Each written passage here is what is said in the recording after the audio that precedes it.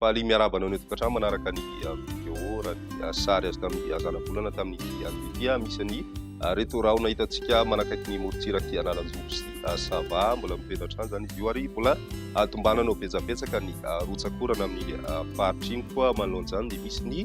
filazana fampitandremana miloko mavo mahakasika an'izay abetsahana rotsakorana izay ho ny faritra Analanjoro sy ny faritra Antalaha ny ambiny kosa dia mahazo vanatra ny tsiokany alizay izay miteraka ihany koa alin-drano amin'ny morontsiraka atsinanana sy atsimon'ny nosy koa misy ihany koa ny fampitandremana noho ny avin'izay alin-drano izay ho ny morontsiraka atsinanana nosy iray manontolo sy ny any amin'ny teritony atsimo ary manoloany zany dia angaviana ny mponina zany anaraka ireo toromarika omeny ireo manam-pahefana mba hisoroana ny loza betytranga ao anatin'izay manankery izay atao anatin'ny 7 ho avy eo zany fa manomboka ny asabotsy ihany kosa dia manomboka mialemy tsikelikely izay aloha izay tsiokana avaratra azy izay ary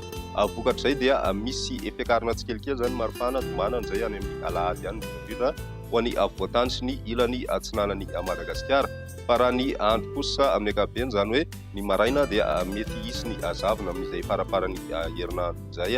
ary miverina maimaina zany andro amin'ny ankapobeny toy izao ny toetrantsika ho any rapiso vao maraina dia misy aloha ny orana ho any morontsiraka atsinanany nosy iray manontolo mandraona mety araina hery izay ho any ilany atsinanany voatany ny any amin'ny ilany andrefana kosa dia maina tanteraka ny andro raha ny apitso tolakandro misy hatrany ny orana malefaka any amin'ny morontsiraka atsinanany nosy iray manontolo iny mety misy tandrividraona ho any an-tanin'ny Melaky sy ny any amin'ny faritra Sopia ary koa ny any amin'ny faritra Diana ny ambiny dia maina ny andro mety mbola somary mandaondaona ihany zay ho any voatany raha ny maripana voavinavina ho an'izay arapitso izay mbola eo amin'ny 12 ka hatramin'ny 13 ho any voatany ny morontsiraka atsinanany nosy kosa dia 19 ka hatramin'ny 30 degré celsius ny maripana voavinavina amin'izay arapitso izay ny any andrefana mafana mipetra ny andro mbola misy mahatratra any amin'ny 17 degré celsius ny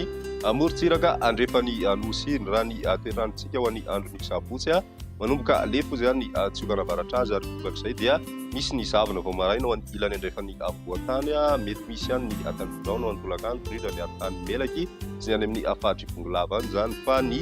tapany avaratra atsinanana ny faritra Sava sy Analanjoro kosa dia mbola miaina ao anaty orana malefaka hatrany zany amin'izay androny sabotsy izay hatrany ny ambiny maina tanteraka ny maripana vinavina amin'izay androny sabotsy izay dia miakatra ny 20 degré celsius ny ho any voatany ary eo amin'ny 17 ka hatramin'ny 1.30 degré celsius kosa ny morontsiraka atsinanany nosy ny any andrefana tsy dia misy fivana firy amin'ny ankapobeny amaranantsika azy ny androny alahady dia misy hatrany zavona vao maraina ho any atotan'ny Madagasikara zany hoe